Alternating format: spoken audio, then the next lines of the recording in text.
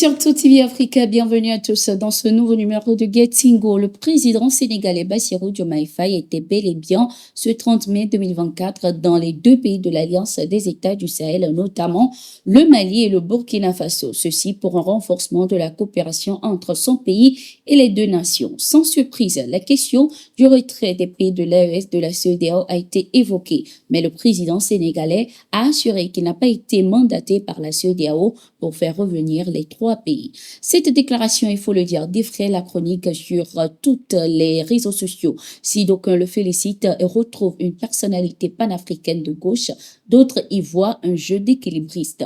Par ailleurs, Diomaye Faye juge possible une réconciliation entre la communauté économique des États de l'Afrique de l'Ouest, CEDEAO, et les trois pays du Sahel. La CEDEAO est très malmenée, mais nous ne devons pas nous résigner et dire qu'on ne peut plus rien faire. Il y a des difficultés, il faut parler aux uns et aux autres et les comprendre, et à partir du niveau de compréhension et des écarts de position, voir ce qu'il est possible de bâtir à partir du socle qui est existante. Je ne désespère pas de voir la CEDEAO repartir sur des bases nouvelles qui nous évitent la situation que nous traversons aujourd'hui.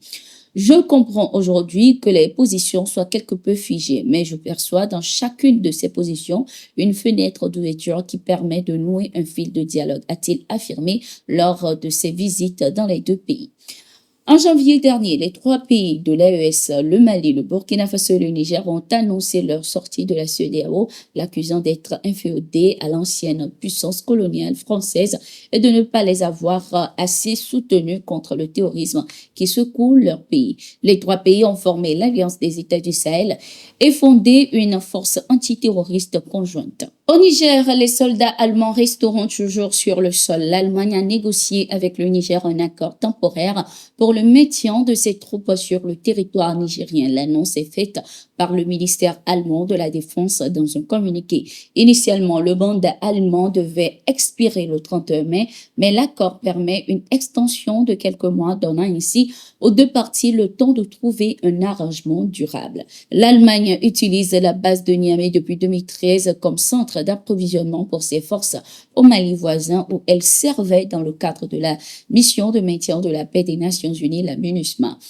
Les dernières troupes allemandes ont quitté d'ailleurs le Mali à la fin de l'année 2023.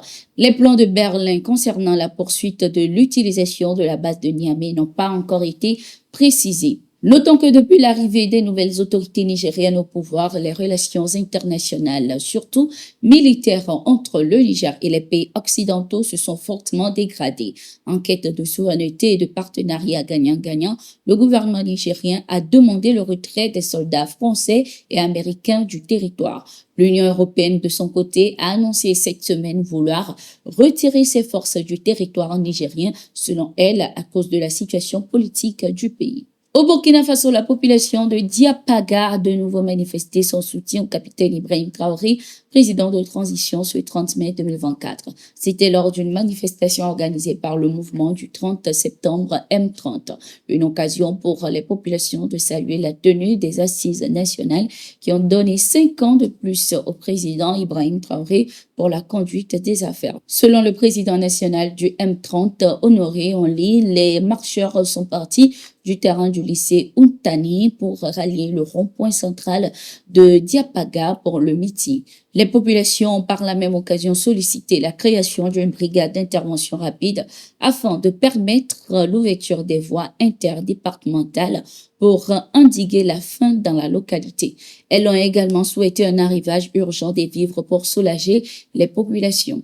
En Afrique du Sud, c'est la fin du dépouillement des bulletins du vote déroulé le 29 mai. Selon les résultats provisoires, le parti au pouvoir, l'ANC, n'obtient que 42,3% des voix. Le premier parti d'opposition, Alliance démocratique DA Centre libéral, cumulait 25%. Le tout récent parti populiste MK de l'ex-président Jacob Zuma fait une percée à plus de 11%, tandis que les radicaux de gauche des combattants pour la liberté économique EFF stagnait à 9,5% des voix. Les résultats de ces élections générales sont attendus ce week-end. Si le parti au pouvoir, l'ANC, perd sa majorité, il devra former une coalition pour rester au gouvernement et maintenir Cyril Ramaphosa à la présidence pour un second et dernier mandat de 5 ans.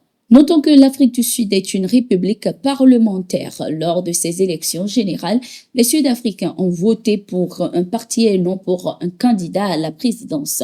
Les partis se voient ensuite attribuer des sièges au Parlement qui en comptent 400 en fonction de leur part de voix et les députés élisent à leur tour le président. Au Mali, les forces armées ont détruit une base terroriste ce 29 mai dans la région du delta intérieur du fleuve Niger. Cette opération a été menée par les troupes au sol soutenues par les vecteurs aériens. Le bilan fait état de plusieurs terroristes neutralisés, dont un de leurs chefs. Leurs matériels ont été également récupérés par la même occasion. C'était tout pour cette édition. Merci d'être resté avec nous. Nous sommes en continu sur nos différentes plateformes et sur notre site d'information, le www.toutafrica.com.